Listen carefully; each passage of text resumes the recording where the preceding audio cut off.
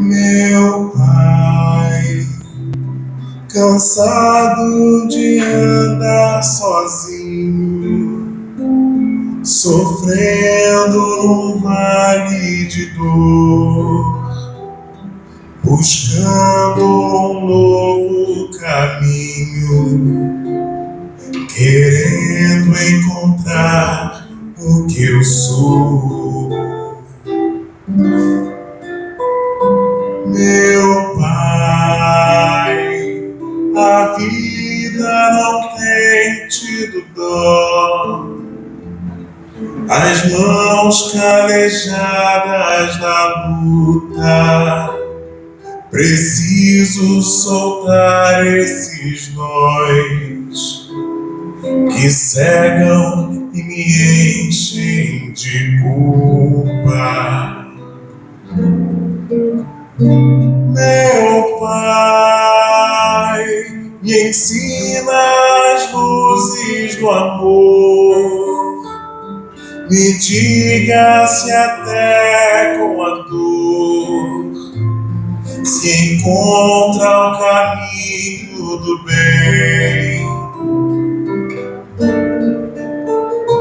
Meu Pai, perdoe o nosso querer, parece que pra gente crescer carece aceitar o que vem.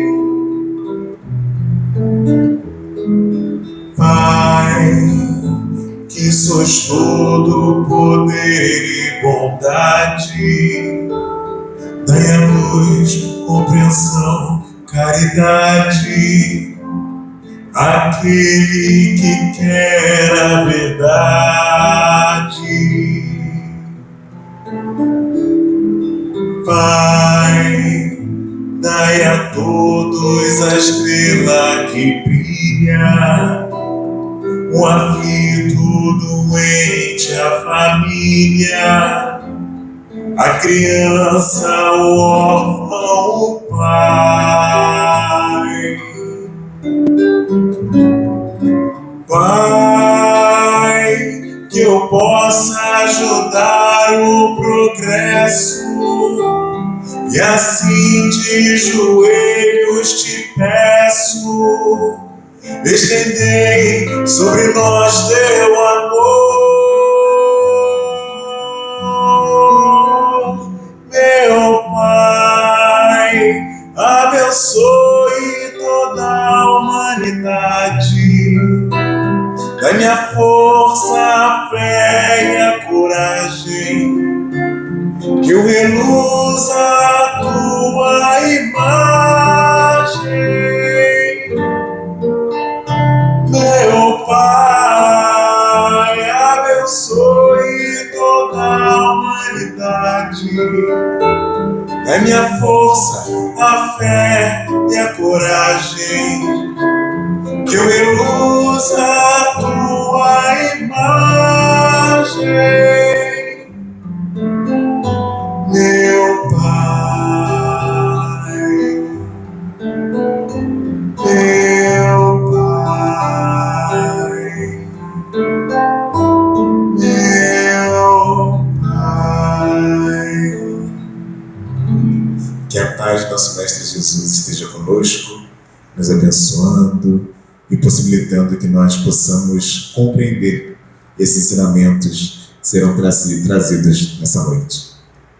O tema da palestra de hoje está no capítulo 3 do Evangelho segundo o Espiritismo. Não saiba a vossa mão direita o que dá a vossa mão esquerda. E os itens, que falam sobre esse capítulo que nós vamos trazer hoje é a beneficência, ou a caridade.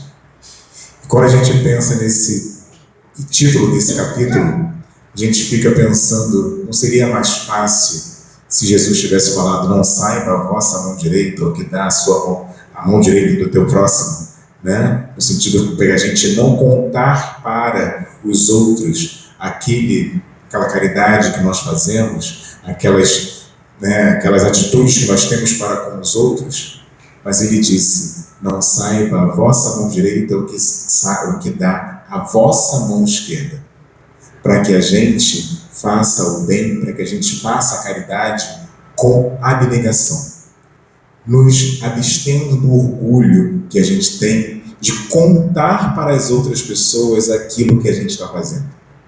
Olha, hoje eu doei tantas quentinhas. Olha, hoje eu fiz a caridade, eu ajudei tal pessoa. Eu comprei balinha, eu dei dinheiro para tal pessoa. E a gente vai contando todos os bens que a gente vai fazendo. Mas Jesus disse que o verdadeiro bem, a verdadeira caridade é com abnegação. É para a gente fazer sem a intenção que o outro saiba. Para que a gente faça em silêncio. Daquela forma que a gente às vezes até esquece que a gente fez o bem. Quando alguém chega para a gente e fala: lembra daquilo que você fez para mim? E a gente fala: eu fiz. Porque a gente esqueceu. A gente não contou para ninguém e nem lembra disso.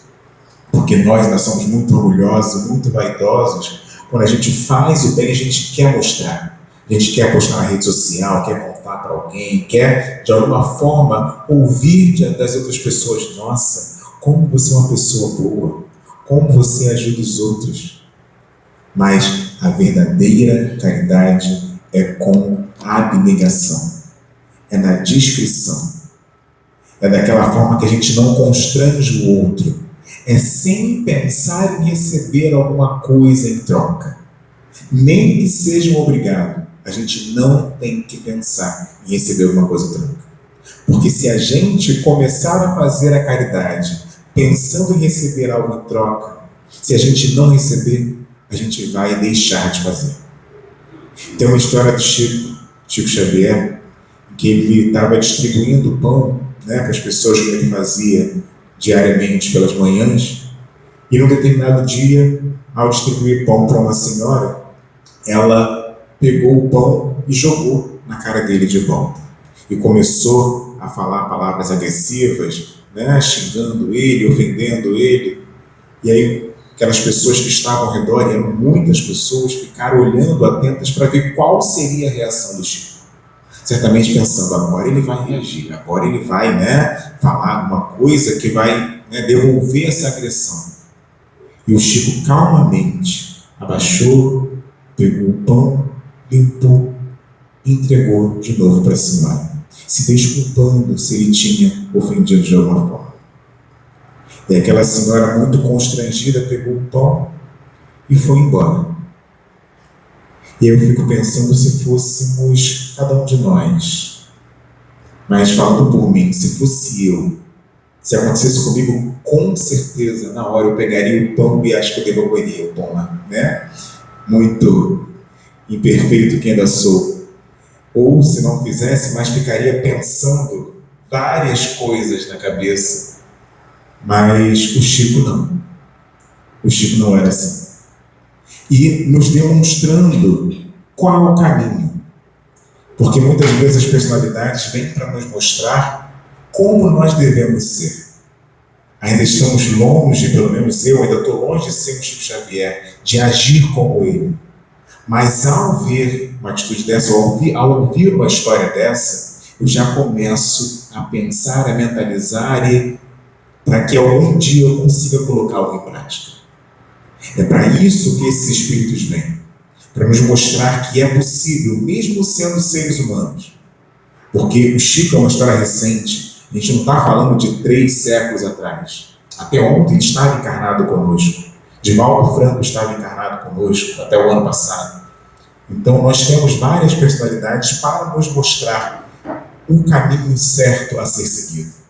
Mostrar que é possível fazer o bem.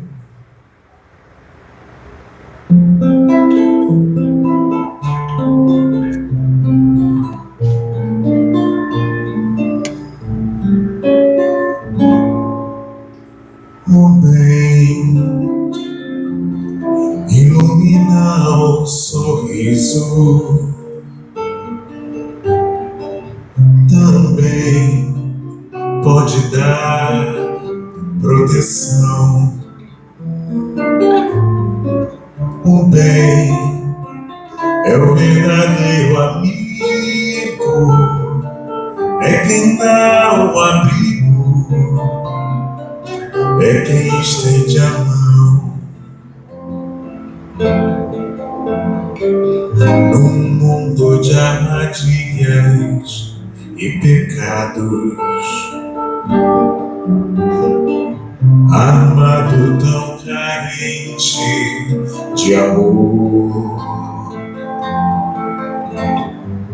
às vezes é bem mais valorizado, amado, endeusado, quem é traidor.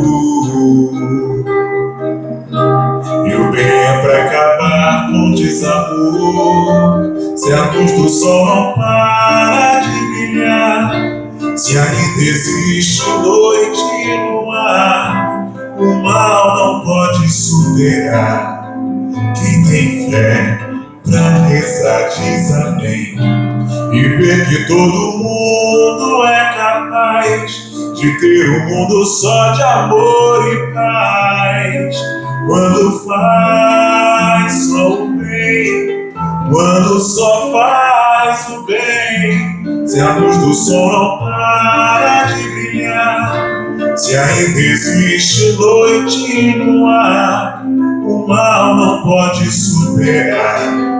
Quem tem fé pra rezar diz amém, e ver que todo mundo é capaz de ter um mundo só de amor e paz. Quando faz o bem, quando faz o bem. E o bem é isso, né? A gente consegue alegrar as outras pessoas. Quando a gente devolve uma atitude agressiva dessas com o bem, a outra pessoa também se beneficia. E por mais que nós ainda não sejamos capazes de fazer de coração, que a gente faça pelo exercício, faça pelo trabalho, façamos ainda pensando em alguma coisa que a gente vai conseguir. Porque depois de um tempo, a gente vai conseguir estar fazendo com o coração. A gente ainda precisa disso. Jesus, os espíritos superiores entendem que a gente ainda está nessa fase. Mas a gente sabe que depois de fazer pelo trabalho, a gente vai começar a fazer pelo coração. Foi assim com o André Luiz. Quando ele estava, no plano espiritual, quando ele estava, não ainda está, né? Mas quando ele estava ainda em situação difícil, ele começou a trabalhar no nosso lar, pensando em viver a família dele. Ele queria alguma coisa, ele queria conseguir bônus hora para conseguir ver a sua família. À medida que ele foi trabalhando e foi aprendendo, ele se esqueceu do que ele queria. Qual era o objetivo dele? Ele começou a trabalhar pelo trabalho, pelo coração. E vai ser assim com a gente. A gente começa primeiro fazendo forçado e depois, quando a gente vê, a gente está gostando. Porque a gente recebe também muitos benefícios com isso. E quando eu estava estudando, a gente pesquisando, né, chegamos na questão 886 do Livro dos Espíritos. E Kardec pergunta para a espiritualidade: qual é o verdadeiro sentido da caridade, tal como entendia Jesus? E eles respondem de uma forma simples, breve, direta, mas com teor, significado que é característico de espíritos superiores. Eles respondem: benevolência para com todos, indulgência para com as imperfeições alheias e perdão dos pecados. 3 itens: benevolência, indulgência e perdão. Já para a gente começar a interpretação, não tem nada de material. Tudo isso, para fazer, eu não preciso de dinheiro. E essa benevolência é para com todos. Não é só para com aquelas pessoas que eu gosto. Não é só para quem é da minha família, para quem eu tenho uma afinidade. É para com todos, principalmente aqueles que me causam algum desconforto. Para aqueles que eu ainda não gosto. A indulgência para com as imperfeições alheias. Como nós queremos, né, que os outros nos vejam e tenham um olhar indulgente para a gente.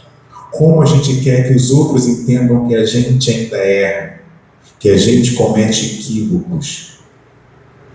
Quando a gente comete algum erro, prontamente a gente pede perdão, pede desculpas. Quantas vezes nós ficamos chateados com aquela imagem que os outros ainda têm daquela pessoa antiga que nós fomos há muito tempo e já não somos mais. A indulgência que a espiritualidade nos fala é para que a gente escolha olhar para as qualidades das pessoas. Porque é assim que a espiritualidade nos olha. Quando eles veem o Rodrigo, a Bia, o Gilmar, eles não veem aqueles erros que as pessoas enxergam. Eles veem as qualidades e o potencial que nós temos. E eles sabem como utilizar esse potencial. E eles vão utilizar isso para o trabalho. Porque se fosse por quem nós somos, pelas imperfeições, jamais estaríamos aqui na frente. Nós jamais aceitaríamos fazer esse trabalho. Mas a espiritualidade sabe de todo o nosso potencial e é isso que eles vão trabalhando na gente. Quando a gente se prontifica para fazer o trabalho, eles nos utilizam como ferramenta para fazer o bem, por mais imperfeitos que nós sejamos. E é assim para com todo mundo. Esse é o convite da espiritualidade, para a gente mudar o nosso olhar para as outras pessoas e identificarmos as qualidades que elas têm e não os defeitos. Muitas vezes nos nossos relacionamentos, nós olhamos para as pessoas e focamos nos defeitos que elas têm. E a espiritualidade não se preocupa com esses defeitos porque ela sabe que esses defeitos são transitórios. Eles vão passar. O que vai ficar conosco na nossa evolução espiritual são as nossas qualidades. E eles sabem que essas qualidades podem ser ainda melhoradas. E eles vão olhar para isso.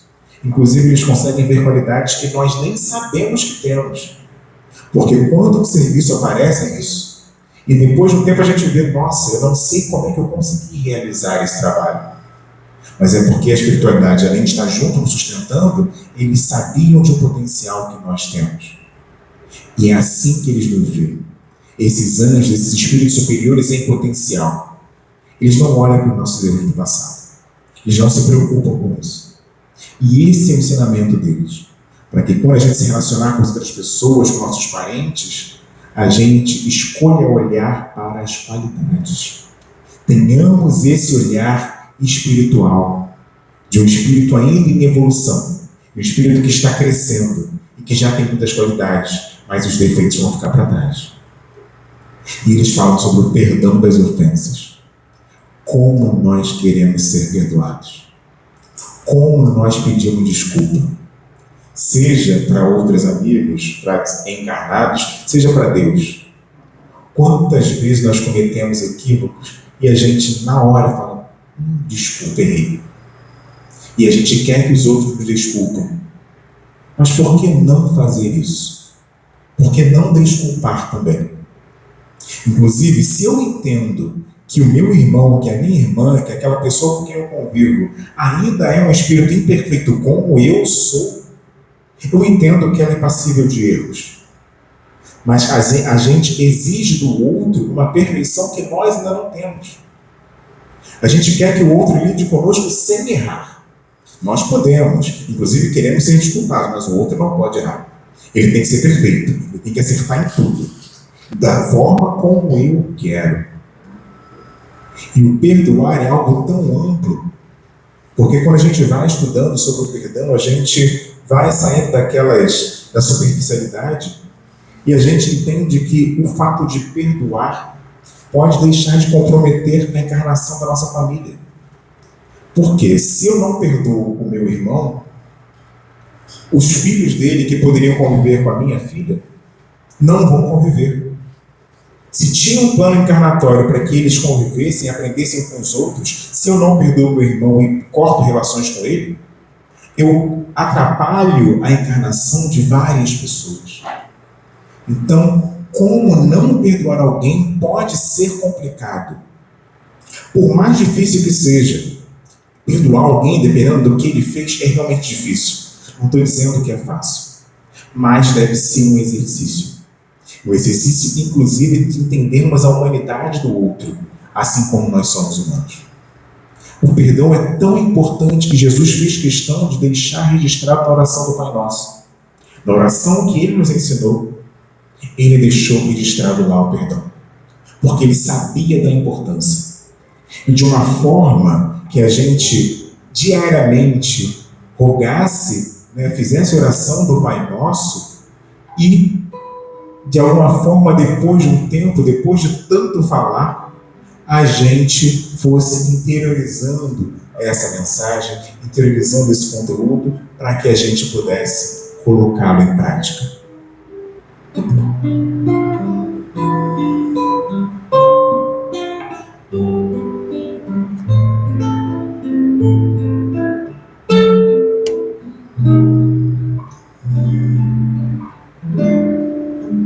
Troque o sabor do fel da culpa pelo elixir da compaixão.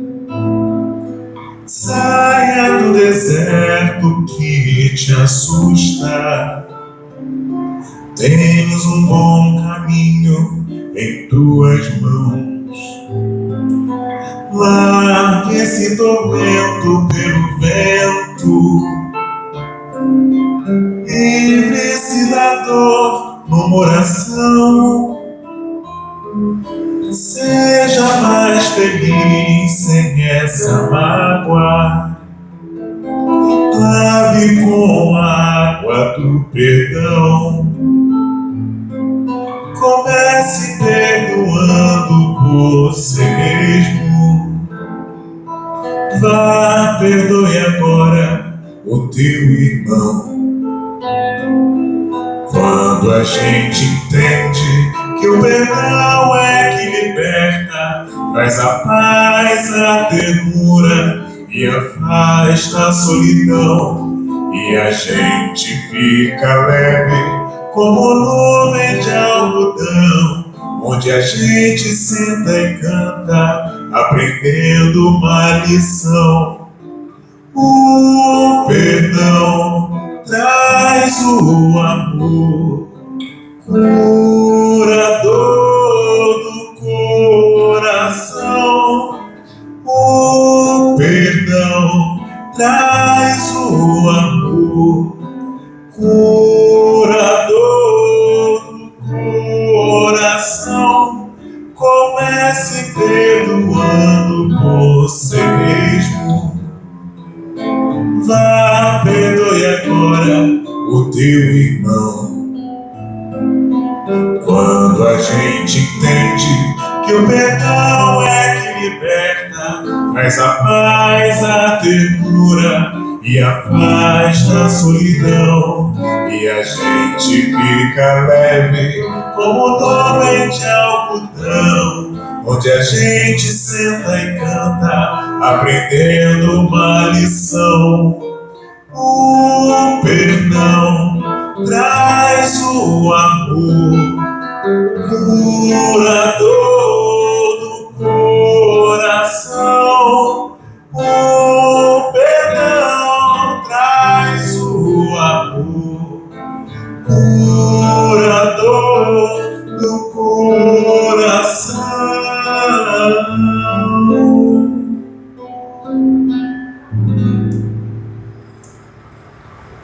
Uma história que eu li uma vez de uma menina que ela, uma moradora em situação de rua, e ela bateu a porta de uma família pedindo comida. Uma noite fria, chuvosa, e foi recebida com muito desprezo, com aquele olhar de desdém que a gente provavelmente já direcionou para algum irmão, para alguma irmã nossa. E ela só queria comida, alguma coisa, algum casaco que pudesse protegê-la do frio. E a pessoa que a recebeu, a enxotou como se fosse nada. E essa menina foi passando de casa em casa, à espera de que alguém pudesse dar algum prato de comida e algum casaco, né, que ela pudesse proteger do frio naquela noite. E ninguém a ajudou. E essa menina então para em frente a uma padaria e vê aqueles bolos e tortas e pães circulando ali na vitrine e desejando se alimentar, mas ninguém a ajudava, não tinha dinheiro para comprar, ela acaba adormecendo na calçada. E lá pelas tantas, um homem se aproxima e a acorda e pergunta o que ela gostaria que ele ajudasse, como ele poderia ajudá-la. E ela fala: eu estou com fome, se o senhor pudesse comprar um bolo. E ele assente com a cabeça e diz que vai comprar o bolo para ela, mas pergunta: você quer mais alguma coisa? E ela diz que eu gostaria de um casaco porque está frio.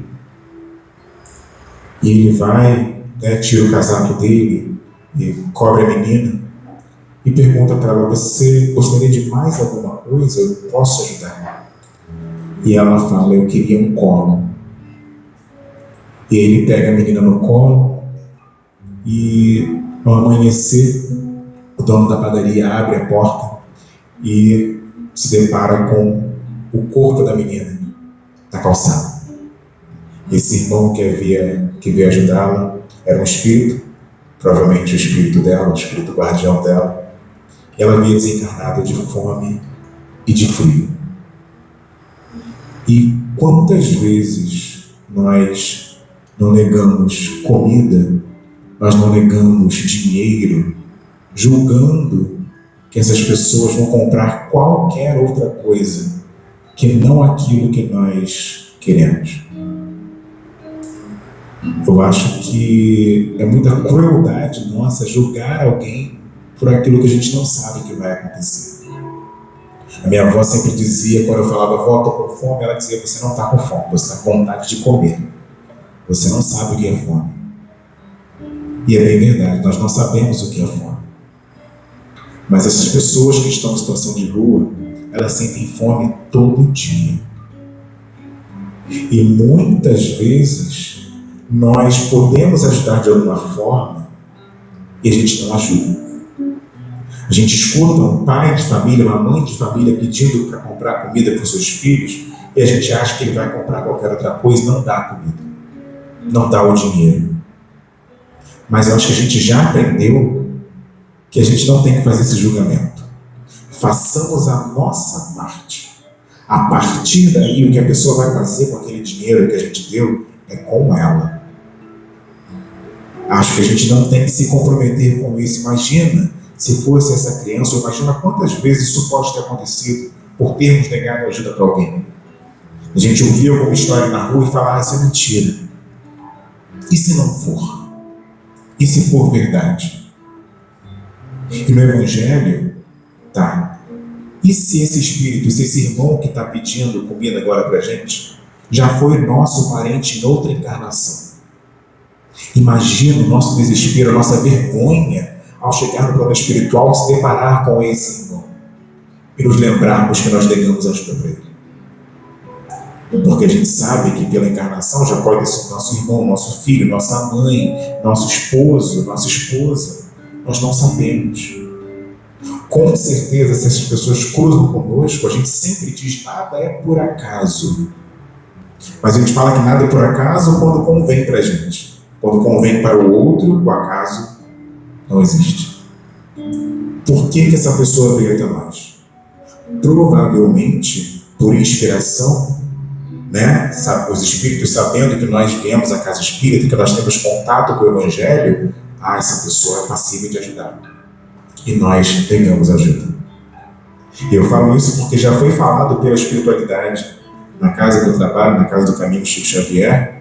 A espiritualidade já falou que os espíritos, ao sairmos da casa, a espiritualidade nos acompanha para ver se a gente está colocando em prática aquilo que a gente aprende. Eles ficam muito chateados quando a gente passa direto daqueles irmãos que estão na calçada. Nem uma prece nós fazemos para ele. A gente não olha. Num dia chuvoso, a gente não ajuda de alguma forma, né? Com alguma roupa, algum guarda-chuva. qualquer coisa. E se não tivermos, uma prece. E eles falaram: vocês não fazem nem uma prece para esses irmãos.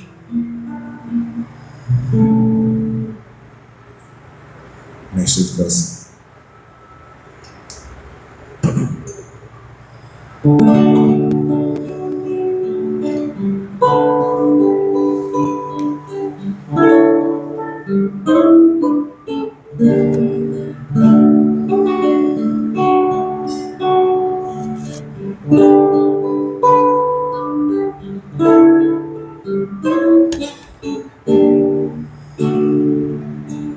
Eu vi seus pés na areia, um sonho vivo e belo. Vi suas marcas de amor criarem elo de alegria, de luz e caridade, e a terra inteira cantou fraternidade. Passou ali na tela, na mente, os seus passos por toda Galileia, parábolas e atos. Passou o filho pródigo, a força dos talentos, o bom semeador e o calar dos ventos.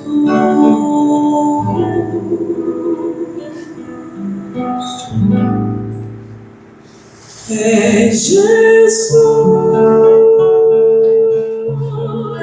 mestre do coração, da ciência do Pai, do amor do perdão. É Jesus, sonho, consolo e fé, o roteiro de paz que a gente tanto quer.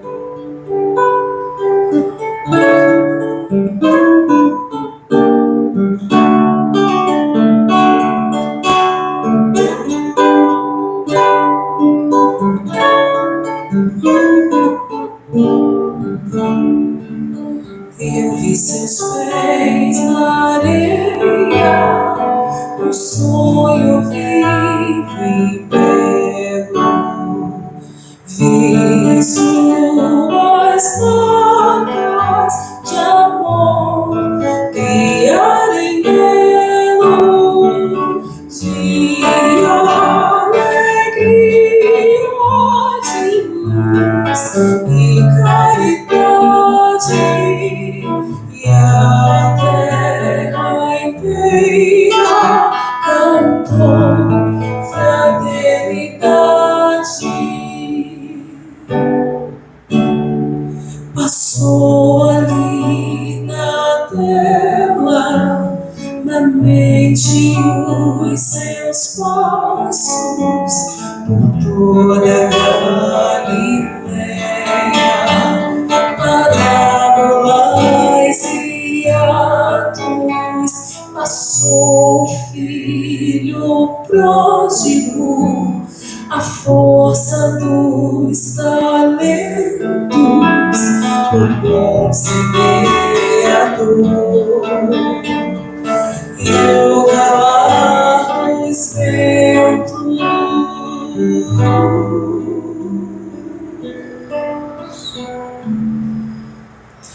É Jesus, mestre do coração, da ciência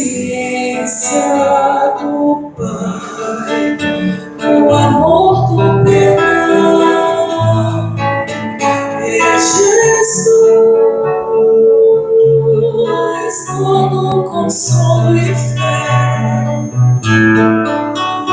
o roteiro de paz que a gente tanto quer.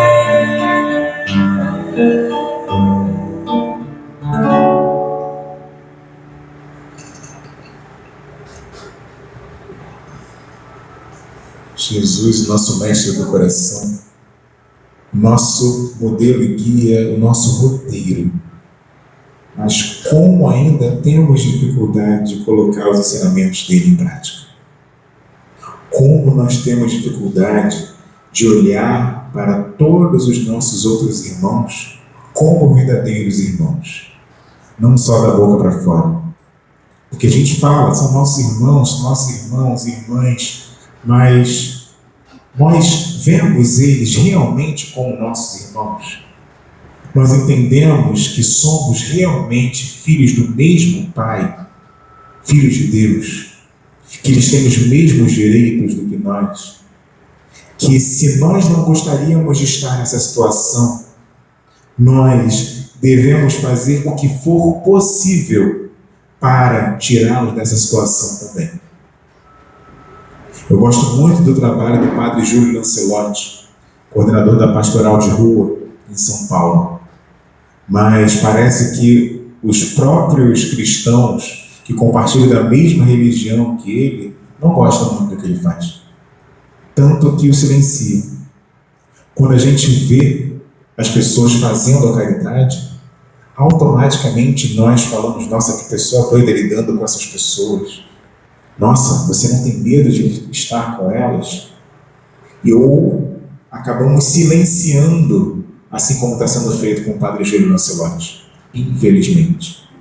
Nós não gostamos de ver o cristianismo em prática, as lições do Cristo em prática.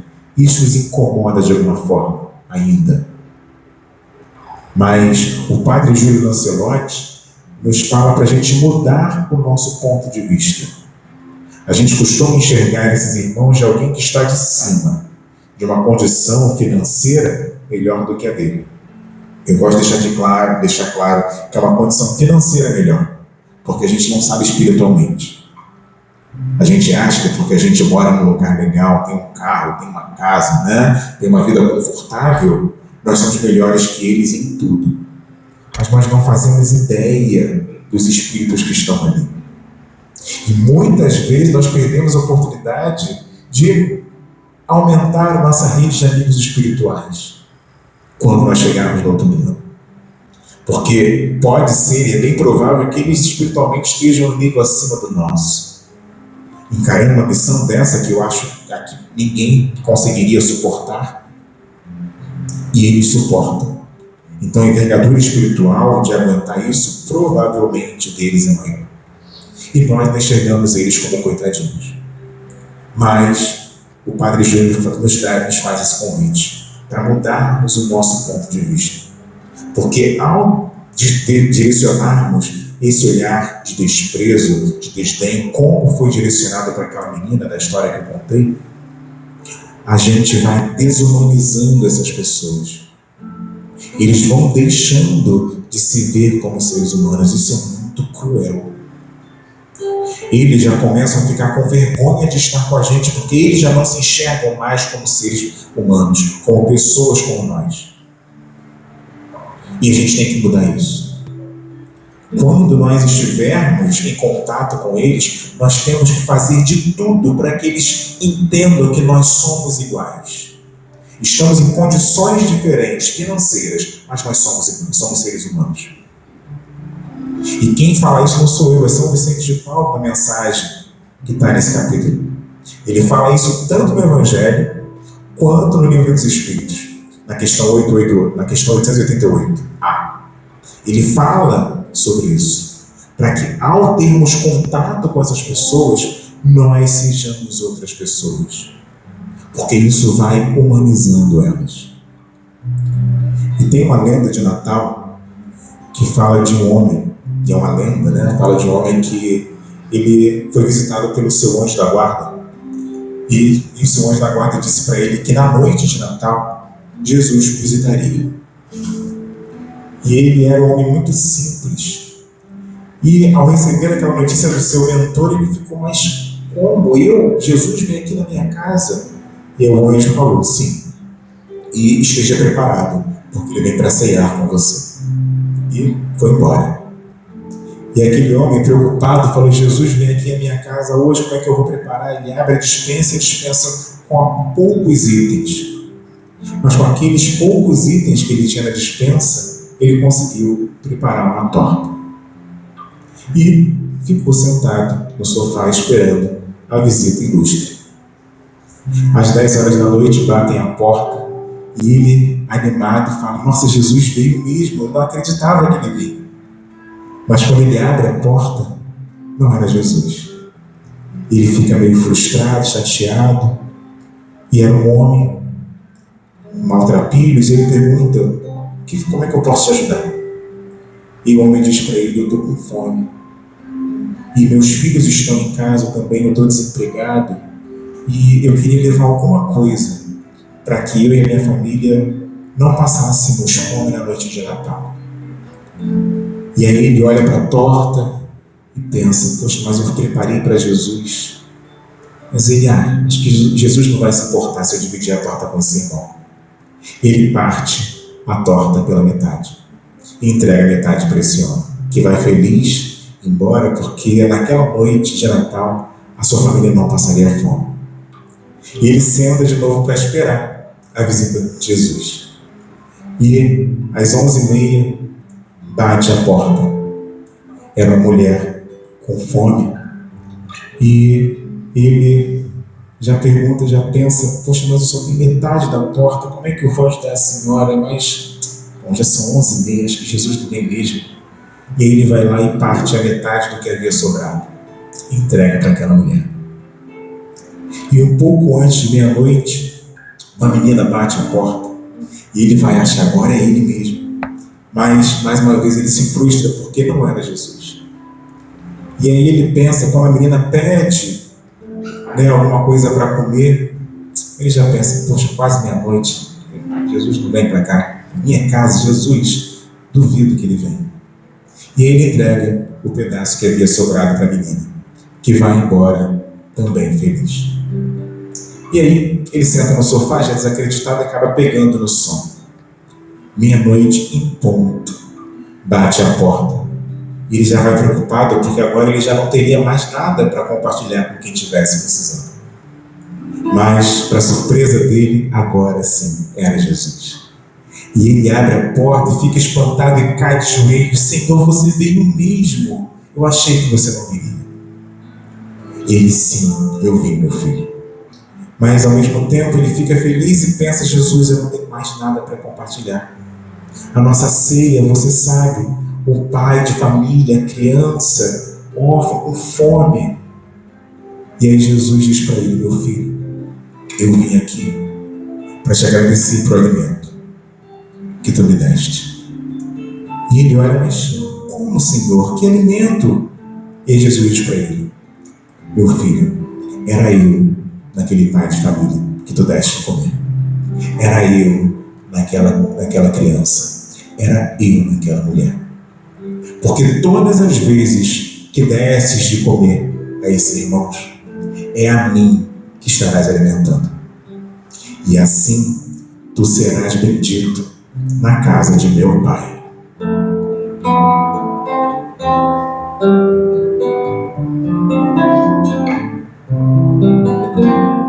Eu sou aquele que em seu caminho está.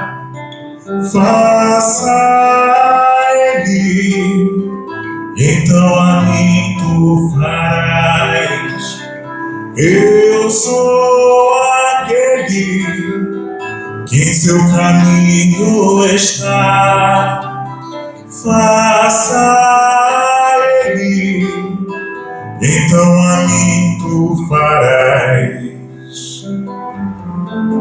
A quem tem fome tu darás o que comer, ao sem abrigo na humildade acolherá. Todo desnudo tu darás o que vestir, e ao doente amarás com que o cuidar. A quem tem sede tu darás o que beber, a todo preso uma palavra libertar. A caridade é o bem maior que faz a ti. Não há paredes que a impeçam de voar.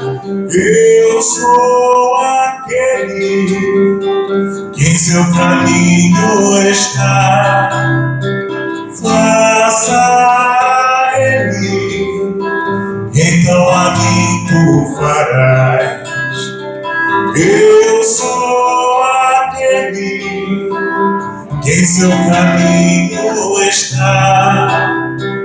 Faça ele, então a mim tu farás.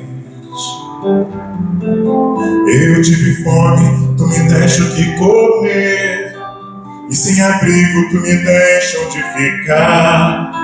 Estive nu, tu me deste o que vestir, fiquei doente, tu me deste o teu cuidar. Eu tive sede, tu me deste o que beber, estive preso e vieste visitar. A caridade é o bem maior que faz a ti. Não há paredes que a impeçam de voar. Eu sou aquele que em seu caminho está. Faça ele, então a mim tu farás. Eu sou aquele que em seu caminho está. Faça ele, então a mim tu farás. No item 11, o primeiro, de vários itens que falam sobre a beneficência, o bispo de Argel diz algo inquietante. Para quem tem filho, eu fico imaginando, porque ele diz que ele ouvia os gritos de desespero das crianças e dos seus pais ouvindo seus filhos gritando de fome, pedindo alguma coisa para comer, e os pais sem ter o que dar. E eu me lembro daquela música do Djavan, em que ele diz: sabe lá o que é não ter e ter que ter para dar. Imagina o desespero desses pais, ouvindo seus filhos pedindo comida e não ter o que ter para dar.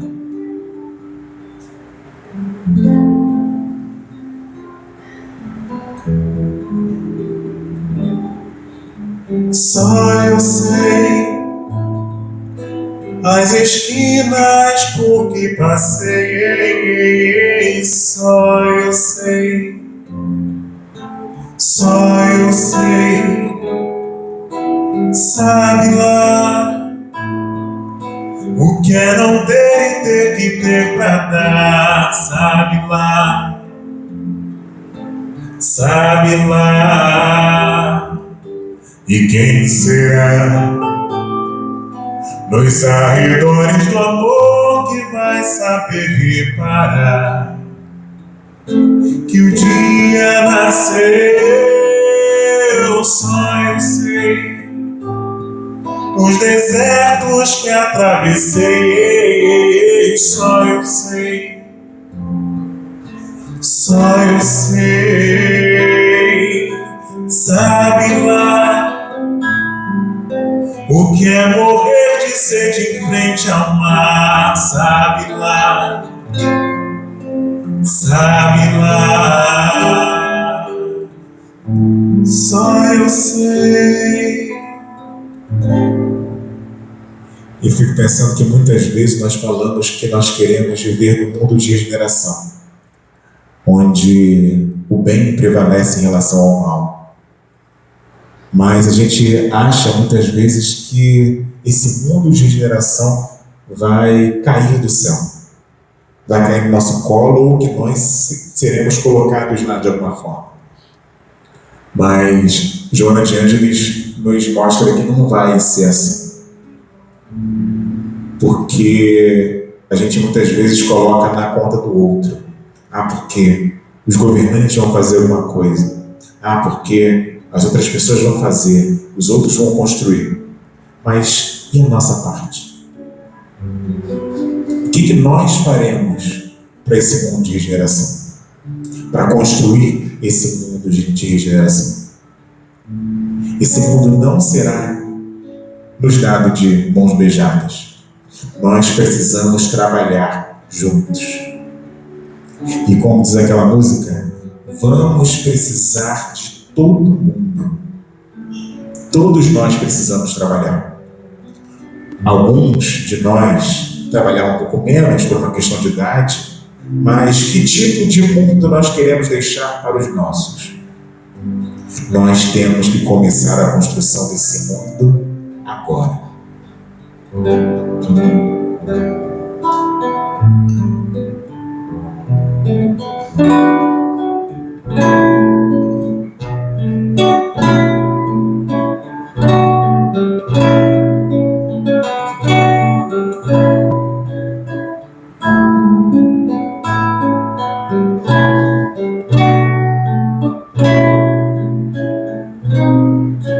Vamos precisar de todo mundo.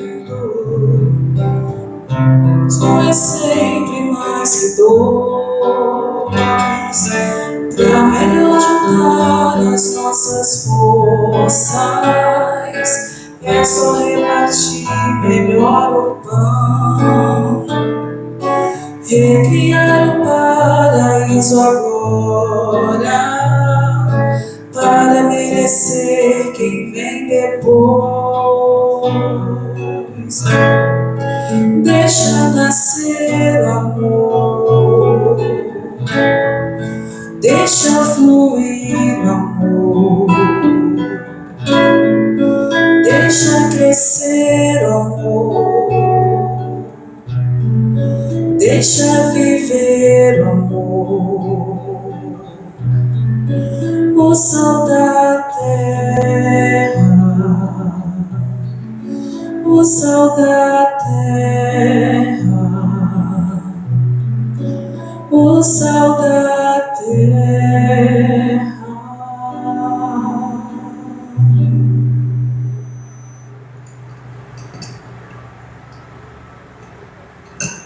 E para concluir, gostaria de fechar com um trecho, uma mensagem do Emmanuel, em que ele comenta a carta de Paulo aos Coríntios, no capítulo 13, versículo 13. E Emmanuel diz o seguinte: na sustentação do progresso espiritual, precisamos tanto de caridade quanto do ar que nos assegura o equilíbrio orgânico. É uma questão de sobrevivência. É o próprio amor. É a essência para a estabilidade. Então, nós precisamos da caridade como o ar que nós respiramos. São Vicente de Paulo diz que a caridade é a única forma de nós alcançarmos as esferas superiores. Então, se a gente quer um dia estar num planeta melhor, nós temos que fazer caridade.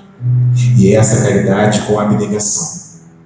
E como eu disse no início, os espíritos disseram para Kardec, nos 3 itens: benevolência, indulgência e perdão. Dinheiro não é desculpa para deixar de fazer caridade. Porque, numa outra mensagem, Emmanuel diz que Jesus enriqueceu a terra sem ter uma pedra onde repousar a cabeça. Então, ele não precisou de dinheiro para fazer tudo o que ele fez, nos dando esse recado, que a caridade moral está ao alcance de todos. A caridade material é necessária no plano que a gente vive, mas a caridade moral está ao alcance de qualquer pessoa. Nós podemos fazer pelo menos uma prece para aquele irmão que sofre. Isso já é caridade. Se nós não pudermos ajudar de alguma forma, façamos ao menos uma prece. E lembremos que precisamos da caridade como o ar que nós respiramos. E é a única forma de chegarmos às esferas superiores.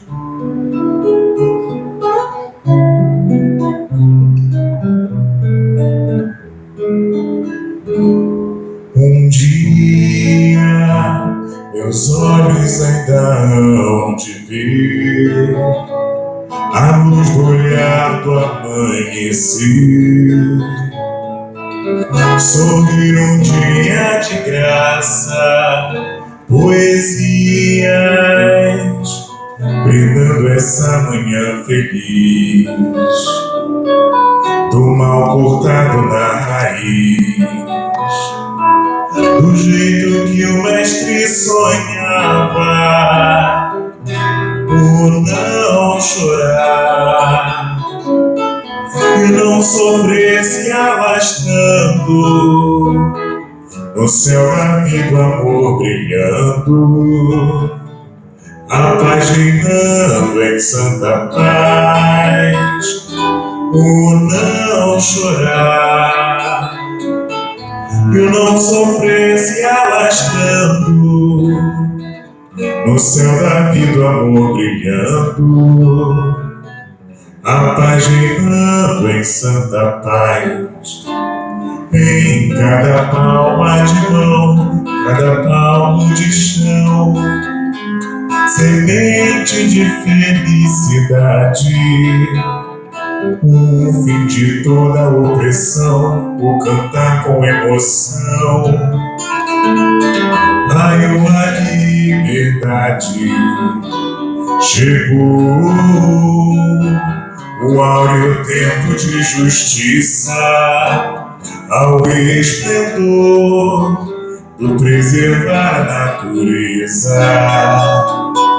Respeito a todos os artistas, a porta aberta ao irmão, de qualquer chão, de qualquer raça. O povo todo em louvação por esse dia de graça. A porta aberta ao irmão, de qualquer chão, de qualquer raça. O povo todo em louvação por esse dia de graça. Beijo, abraço e muita paz.